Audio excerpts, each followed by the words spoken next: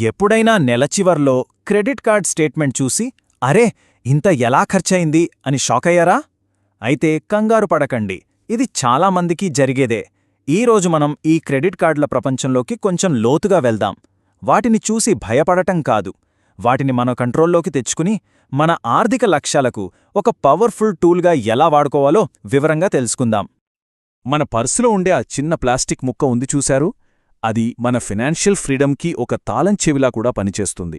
లేదా సరిగ్గా వాడకపోతే మనల్ని అంతులేని అప్పుల్లోకి నెట్టే ఒక పెద్ద బరువుగా కూడా మారుతుంది. ఆ రెండింటి మధ్య తేడా ఏంటంటే కేవలం దాన్ని మనం ఎలా వాడుతున్నాం అనే దానిమీదే ఆధారపడి ఉంటుంది. సో ఈరోజు మనం దాన్ని తెలివిగా ఎలా వాడాలో, మనకు అనుకూలంగా ఎలా మార్చుకోవాలో చూద్దాం. మన ప్రయాణం ఇక్కడ్నుంచి మొదలవుతుంది. ముందుగా కార్డుకు సంబంధించిన బేసిక్ రూల్స్ ఏంటో చూద్దాం. ఆ తర్వాత బిల్లింగ్ సైకిల్ ఎలా పనిచేస్తుందో అర్థం చేసుకుందాం. ఇక అప్పుల ఊబిలో పడకుండా ఎలాంటి జాగ్రత్తలు తీసుకోవాలో, ఫైనల్గా కార్డును స్మార్ట్గా ఎలా వాడుకోవాలో కూడా చర్చిద్దాం. సరే, మొదటి అడుగు వేద్దాం. అసలు మనం ఒక క్రెడిట్ కార్డ్ తీసుకున్నప్పుడు ఏ నిబంధనలకు అంగీకరిస్తాం? ఈ వివరాలు తెలియకుండా కార్డు వాడటం చాలా risk. So let's dive in. ఈ ఏపీఆర్ అనేది సింపుల్గా చెప్పాలంటే క్రెడిట్ కార్డ్ అప్పు మీద ఉండే ఒక ప్రైస్ ట్యాగ్ లాంటిదన్నమాట. అంటే మనం వాడుకున్న డబ్బుకు చెల్లించే అసలైన ధర ఇది. ఈ నెంబర్ ఎంత ఎక్కువగా ఉంటే బ్యాలెన్స్ క్యారీ ఫార్వర్డ్ చేసినప్పుడు అంత ఎక్కువ డబ్బు కట్టాల్సొస్తుంది. ఒక్కసారి ఈ నంబర్లను చూడండి. ఇవి మామూలు అంకెలు కావు, ఒక పెద్ద హెచ్చరిక.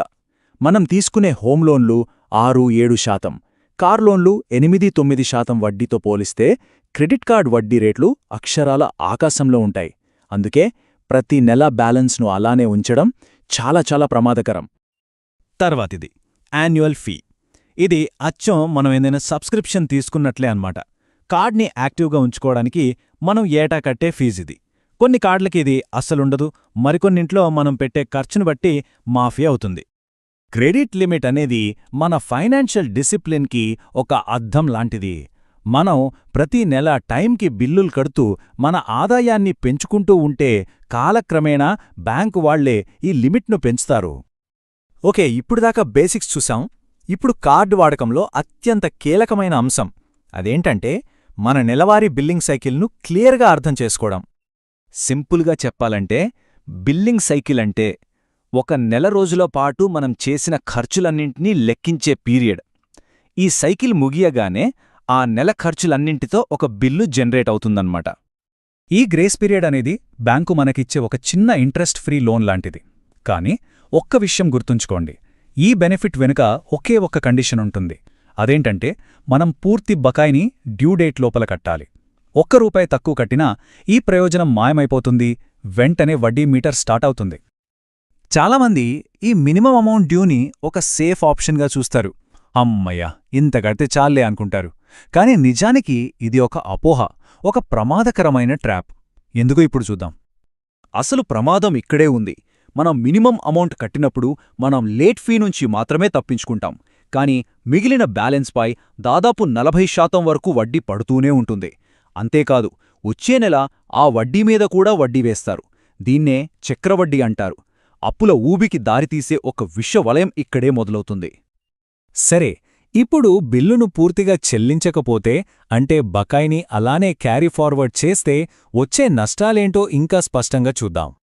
ఒకవేళ మినిమం అమౌంట్ కూడా కట్టకపోతే వెంటనే మన మీద పడే మొదటి పెనాల్టీ ఈ లేట్ పేమెంట్ ఫీ. ఇది మనం కట్టాల్సిన బకాయికి అదనమన్నమాట. రివాల్వింగ్ క్రెడిట్, ఈ పదం వినడానికి కొంచెం కష్టంగా అనిపించొచ్చు, కాని ఇదే క్రెడిట్ కార్డుకు గుండె లాంటిది. ఇది మనకు ఒకేసారి గొప్ప సౌలభ్యం, అదే సమయంలో పెద్ద ప్రమాదం కూడా. సో ఇది ఎలా పనిచేస్తుందో, దీన్ని మనకు అనుకూలంగా ఎలా వాడుకోవాలో ఇప్పుడు క్లియర్గా తెలుసుకుందాం. ఇది చాలా సింపుల్ అండి. మన క్రెడిట్ లిమిట్ ఒక నీటి ట్యాంక్ లాంటిది. మనమెంత నీరు వాడితే ట్యాంక్ అంత ఖాళీ అవుతుంది. తిరిగి ఎంత నీరు నింపితే అంత నిండుతుంది. అంటే మనం బిల్లు ఎంత చెల్లిస్తే మన ఖర్చు పరిమితి అంతగా పెరుగుతుంది. పూర్తి బిల్లు కట్టేశామా, పూర్తి లిమిట్ మళ్ళీ మనకు అందుబాటులోకొచ్చేస్తుంది. ఓకే, ఇప్పటివరకు మనం రిస్కుల గురించి మాట్లాడుకున్నాం. కానీ భయపడాల్సిన అవసరం లేదు. సరైన అవగాహన ఉంటే క్రెడిట్ కార్డును ఒక సేఫ్ ఇంకా పవర్ఫుల్ ఫైనాన్షియల్ టూల్గా ఎలా మార్చుకోవాలో ఇప్పుడు చూద్దాం.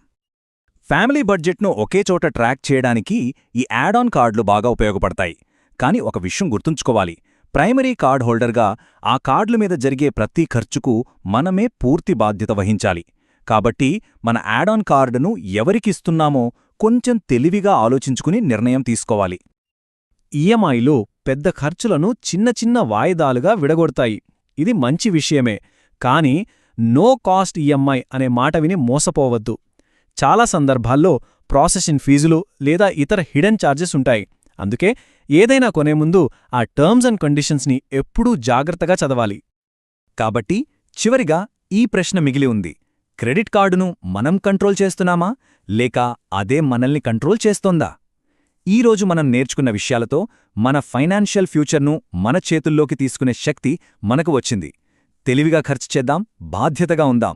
మన క్రెడిట్ కార్డును మన ఆర్థిక ఎదుగుదలకు ఒక అద్భుతమైన సాధనంగా మార్చుకుందాం.